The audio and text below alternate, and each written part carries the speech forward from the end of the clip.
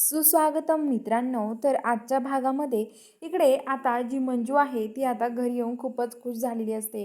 दरवाजा वाजवते, दरवाजा उघडतो आणि दरवाजा उघडल्या उघडल्या आता लगेच जी मंजू आहे ती म्हणत असते सत्या.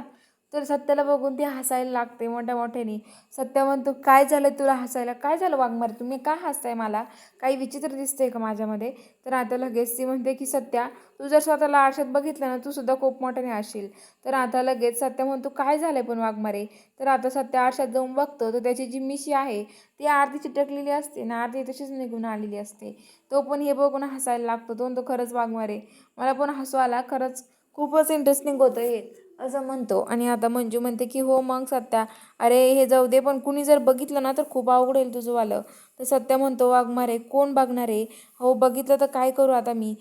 तर आता मंजू म्हणते की एक दिवस तो सगळं सत्य येईल सगळ्यांसमोर, तू जरशी जपून राहत जा धैर्य सत्या घरामध्ये, असं म्हणत असते. तर आता लगेच सत्या म्हणतो की हो वाघमारे, मी जपून राहतोय, पण आता काय करणार आहे?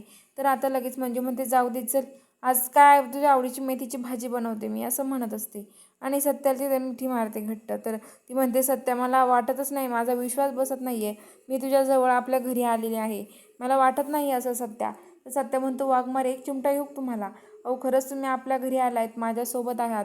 तर मंजू म्हणते, आता खरंच खूप भारी वाटतंय सत्या, आता मी तुझ्यासोबत राहणार आहे खूप दिवस, त्यामुळे मला खूप आनंद होतोय सत्या, असं म्हणत असते.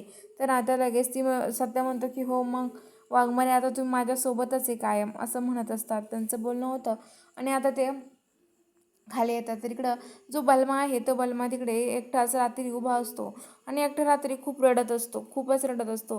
तो म्हणत असतो, माझ्या सत्तोडी कुठं गेली, माझी सत्तोडी? सत्य काय येत नाही रे तू परत? सत्या जिथं कुठं असेल माझ्याकडे एकदा डोकून बघणार आहे सत्या तू, असं म्हणत असतो, रडत असतो. त्याला सत्याच्या जुन्या सगळ्या आठवणी आठवत असतात आणि त्या आठवणी आठवून तो आणखीनच रडत असतो. तो म्हणतो की माझी सत्तोडी का गेला मला सोडून, माझ्याकडे बघ एकदा कुठून तरी. तेवढ्या तिथे जे आजोबा असतात ते खाली येतात. ते आजोबा म्हणतात, काय झालं पोरा तुला रडायला? काय रडत बसलाय तू इथे? तर आता लगेच म्हणतो की गडी माणसाने कधी रडू नये. तर आता लगेच तो बलमा मागचा पुढचा काही विचार न करता डायरेक्ट त्या आजोबांना मिठी मारतो आणि मोठ्या मोठ्याने रडायला लागतो.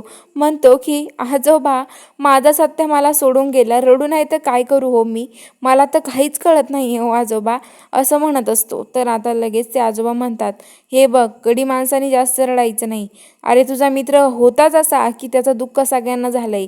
आता ते लगेच सत्या मनातल्या मनात म्हणतो, बलमा, माझ्यामुळे तुला एवढा त्रास सहन करावा लागतोय. अरे काय करणार, पण मला खूप वाईट वाटतंय, पण आता काय करणार, दुसरा पर्याय नाही आहे रे माझ्याकडे काही, असं सत्या म्हणतो. बलमा म्हणतो की हो रे सत्या. बलमा म्हणतो की माझा सत्या कधी येईल मला भेटायला? तर आता लगेच ते आजोबाला मिठी मारतं. तर आजोबा म्हणतात, बास सोड मला, की मला सांगोळ घालतो रडून रडून. तर तो म्हणतो की नाही नाही आजोबा, सॉरी, मी तुम्हाला चुकून मिठी मारली, पण काय करणार हो, तुम्हाला जर तुमच्या मिठीत आलो मी, पण मला असं वाटलं की मला माझा सत्या भेटला, असं म्हणत असतो. तर आता लगेच म्हणतो की हो, पण आता हे बघ, रडायचं नाही, आता लढायचं आहे.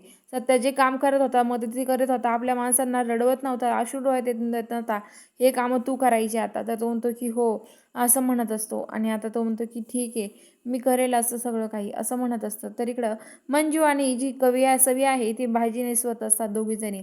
भाजी नेसत असतानाच आता जी सवी आहे ती म्हणते, मंजू वहिनी, तुम्ही जोपर्यंत घरात नव्हत्या ना तोपर्यंत घराला घर पण नव्हतं, माहिती आहे का? अहो घर असं हे वाटायचं, मला तर अजिबात नव्हतं करमत त्या घरामध्ये, असं म्हणत होती. आणि आता लगेच ती म्हणते की बरं झालं तुम्ही आलात. तर आता लगेच ती म्हणते की हे बघा मंजू वहिनी, सत्याच्या आवडीची भाजी खूप भारी आहे, सत्याला ही भाजी खूप आवडते मेथीची. तर मंजू म्हणते, म्हणून तर आपण करतोय. तर ती म्हणते म्हणजे, तर ती म्हणते की सत्याच्या आठवणी जपायला नको का आपण, त्यामुळं करते मी, असं म्हणते. तेवढ्यात मम्मी साहेब येतात आणि म्हणतात, माझ्या इथे घशाखाली घास उतरत नाही आणि तुम्ही इथे स्वयंपाक बनवत बसलाय, काही वाटत नाही का तुम्हाला, असं मम्मी साहेब बोलतात. तर आता लगेच मंजू त्या म्हणतात की ओ मम्मी साहेब सॉरी, आमचं चुकलं असं म्हणत असतात. तर इकडे रात्री सत्या मंजूला टेरेसवरती भेटायला बोलवतो. दोघेजण गप्पा मारत असतात, पण मंजू सत्यावर खूप रुसते आणि निघून जाते. बघूया आता पुढील भागात काय ट्विस्ट असणार आहे, बघायला चॅनलला सबस्क्राईब करा.